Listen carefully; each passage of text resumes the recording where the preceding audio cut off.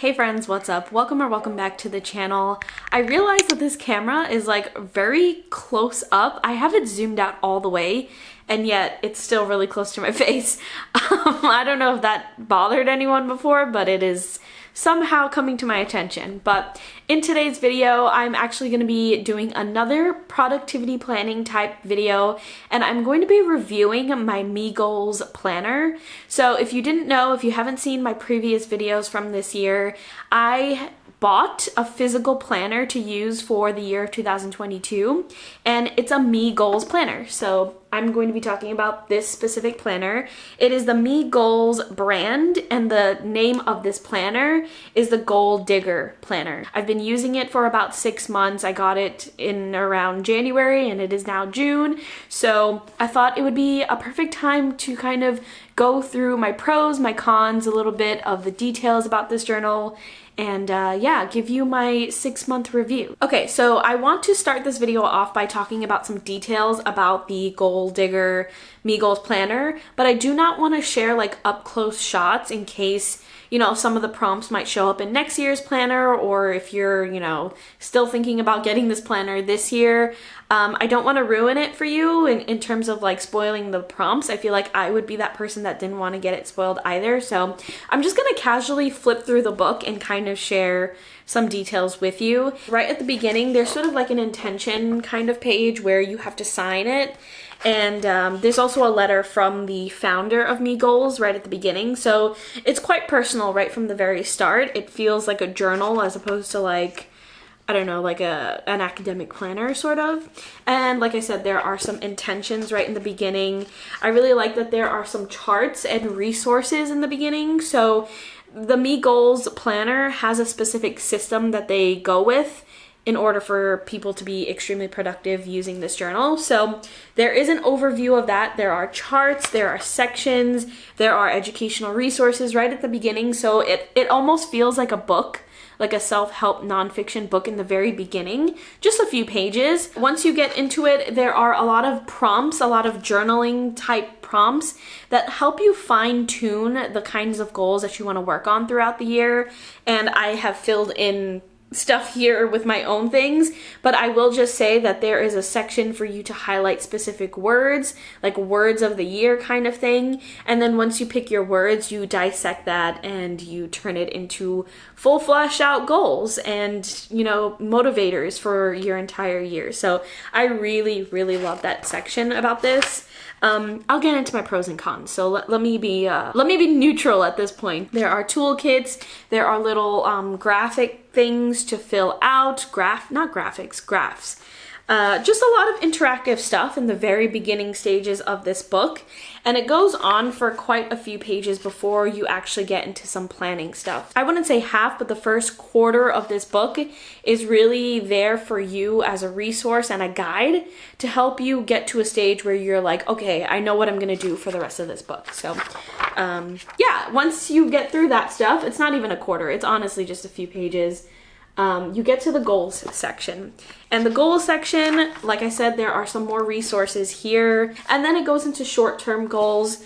Once you go to the short-term goals, that's when you start really filling this stuff in pretty heavily, non-journal-like, but more so like, what is your short-term goals? And let's flesh it all out. And there are prompts for that. There are not just prompts like, how do you feel about it? Kind of long, open-ended questions, but there are also very short prompts that are like, what are your first reactions? It's interactive. It's interactive in a way that's not exhausting.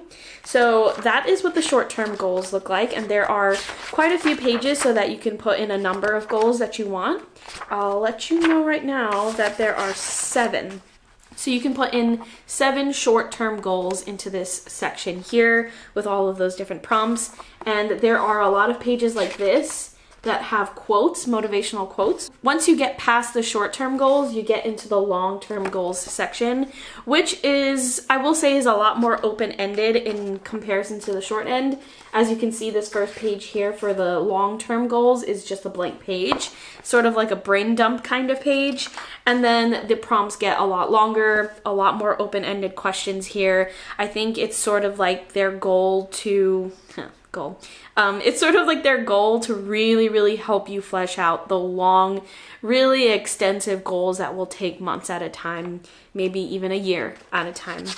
So I will also say with these short-term goals and the long-term goals, the prompts help you get started and help you like progress, because there are prompts that are for each of those sections, but there's also a review section, which as you can see, I have not filled out. And that's for you to go back after a certain period of time to check in and reflect on your goals if you've completed it, or it's the end of the year and you haven't completed it. We'll see. I'm still at the 6-month mark, but yeah, there are some before, during, and after type prompts in these sections. And for the long-term goals, there are 3. So you can have 3 long-term goals fully fleshed out into this journal. Once we get through all of that, that is maybe a quarter of the book. And then we get into the actual planning section, which is majority of this book, of course, because it's a planner book.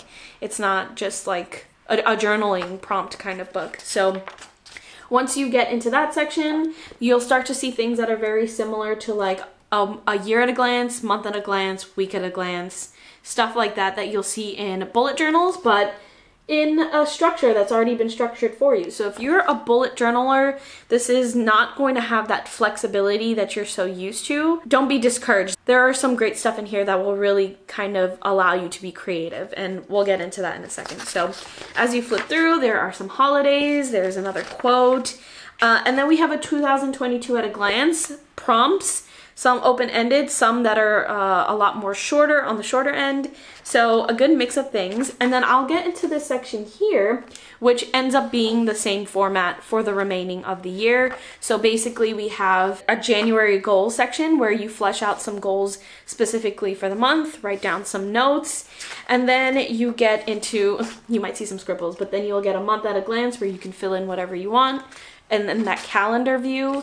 And then we get into the week at a glance. So this week at a glance is what the majority of this journal looks like. Nothing too spoilerish here. It's just, you know, it's a planner, but there are some fun prompts in here, like what your week's focus is going to be, what you want to feel this week. There's a little bit of a habit tracker in the corner over here that you can fill out. So there's some customizations available there for you. This entire page is just like a week, and then you fill out whatever you want. The way that I've been doing it is having tasks on the lines section and then these blank sections next to it. I've just been putting things like meetings or events, just a lot of prompts here on this side, things that you're grateful for, things that you want to work on for the week, like your weekly goals, a long list where you can do all of your daily tasks. And again, this section is very similar to the other sections with the goals in that there is a before where you have the prompts on how you want to feel for the week. And there's a during where you have the majority of this page. And then you have an after where at the bottom you have top 3 wins. So the top 3 wins is after your week has finished, you come in, you do a bit of reflecting, and that makes a complete week. So that's the majority of what the entire journal looks like.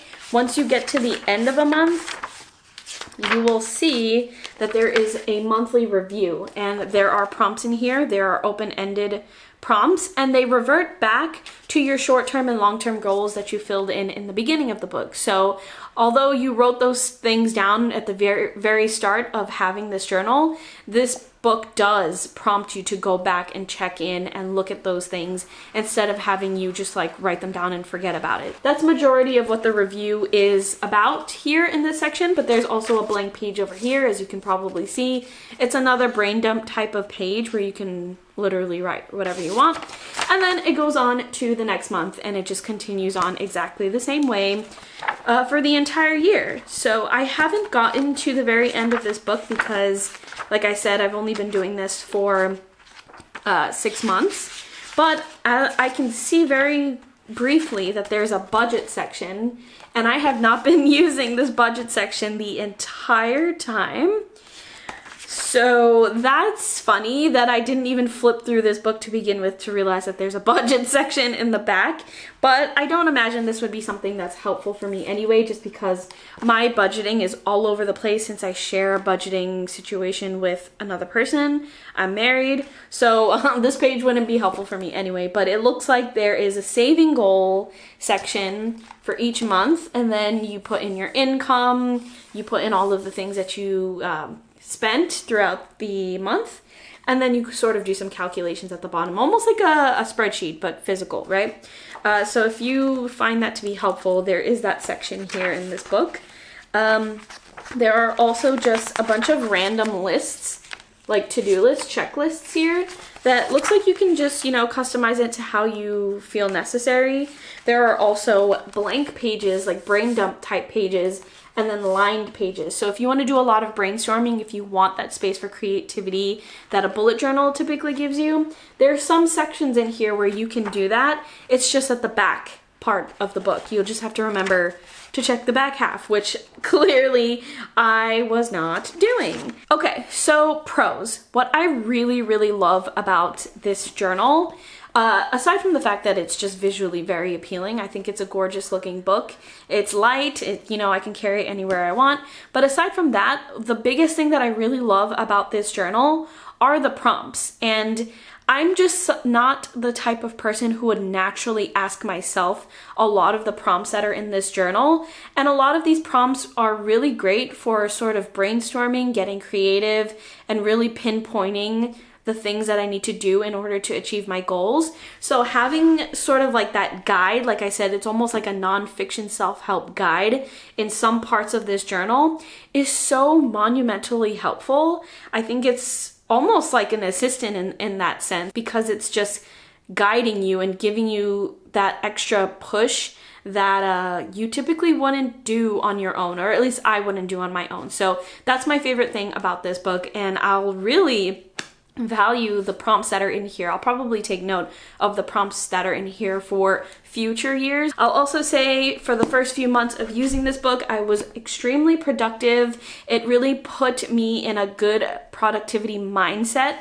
What that means is that, like, I made myself a routine. I made myself a healthy productivity type routine, and it would be like every Sunday afternoon, I would sit down with this journal, I would spend some time with this journal, reflect, and really focus on myself. And sometimes it's hard to focus on yourself. Sometimes it's hard to dedicate time to yourself in such a busy world. So it really built a healthy habit for me when I was very actively using this journal. So love that it encouraged me to, you know, develop some healthy habits. I'll also say I like the habit trackers. The habit trackers are something that I never used to do in a bullet journal, but I've been using it in this journal, and it really helped me break some bad habits. I would put some things in here like not to drink an extra drink on the weekend or something like that, and that used to be a consistent habit tracker thing that I had in here, and then it eventually fell off of my habit tracker because I stopped getting in the habit of doing that. So the habit trackers were effective for me here. I love the format of the week at a glance, because the format of the week at a glance is very similar to the way that I was structuring my week at a glance in my Notion, which if you are a viewer of the channel, you'll know that Notion was my go-to before I got this journal. So seeing that the format in here is very similar, if not the same as my Notion setup, made me feel very comfortable to use this, and it was very easy to ease into this journal, and you know, it was a good experience. Not something that confused me from the get-go, so that's good. I am continuing to use it. I am still using it, but let's get into the cons now. And I think most of these cons are personally going to be a personal thing. It's not going to be a journal-specific thing, but nonetheless, let's get into the cons. So the first con is something that is just innate when it comes to using a physical journal. It's a physical journal. So sometimes I do not gravitate to picking up this journal if I'm in a rush, if I'm not at home, if I'm traveling, if I'm just doing anything that it's not convenient for me to pick up this book and take it along with me. it ends up being not useful, especially because on the weekends, whenever I am, you know, out and about, I try to have the least amount of weight on me as possible. So I do not carry like a large purse or a tote or a backpack. I honestly just have like a, what are those things? They're trending right now. It's like a crossbody kind of bag. And obviously this doesn't fit in there. So it's not convenient for me at this point in my life. Simply because it's a physical journal. That is something that you're already gonna know right from the very beginning if you're choosing to get a physical journal or not. Another con that has to do with the physicality of this is that sometimes I will literally forget to update the things that are in this journal. Sometimes I'll forget to check it, and it's because it doesn't send me notifications, it doesn't send me pings. I have to know to go grab this journal and go spend time and, you know, update this journal or write things into this journal. So that doesn't make it quite effective if I'm literally forgetting to use it and it doesn't remind me to use it because it's an inanimate object. It can't remind me to do things. And I know these comparisons are directly in comparison to digital options, but if digital options are, you know, showing up more positives in comparison to a physical, then, you know, if the shoe fits, you know what I mean? Those are my major cons for this. So overall, I will say this is a fantastic tool to use, especially if you are someone that is fond of a physical type of planner and you will remember to continuously use this journal and you don't need notifications in order for you to get up, grab this book and use it. I think the prompts are incredible. I think they're extremely valuable. I think the information that is provided in this journal, aside from your own information that you will start to fill into this, is super, super helpful. I would highly suggest, if you've never had direction before, or if you need direction, if you need assistance with, you know, really pinpointing and fleshing out your goals for like the first time around, for you to get this journal, to at least experience it, to at least try it out for the first time. The kind of information that is in here, the resources, you can probably find it online. You can definitely find it online, but it's the searching and finding it part that makes it hard for you to get to that information. So having this journal have that information right at the very start of this journal makes it easy, makes it a really valuable resource, I think, in my opinion. And these are little nitpicky things, I know, but it makes a difference when it comes to your planning, when it comes to a really, really busy schedule, busy lifestyle. So yeah, I think overall it's a fantastic tool. Highly, highly recommend.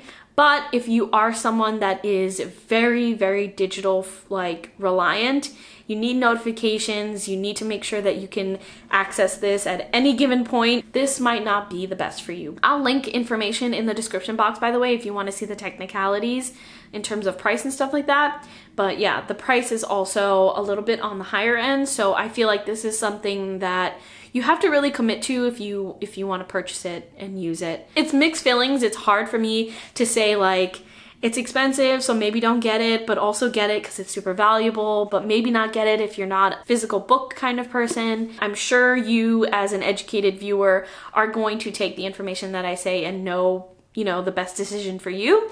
But right now, I am split down the middle, but I do think that it's an extremely valuable journal. I am still using it, but I am almost positive that I'm going to be shifting back to Notion in the very near future. I'll keep you updated, but that is all for this week's video. Let me know if this is something that is interesting to you, if you're gonna end up picking this up for 2023. What better time than now to plan for 2023, at least when it comes to this journal. Also, if you're in the US, you might wanna get your hands on this a little bit earlier, like a few months before the new year, because it took a long time. This company is located in Australia, so just keeping that in mind. But yeah, that is all for this week's video. Thank you so much for being here, and I will talk to you in next week's video.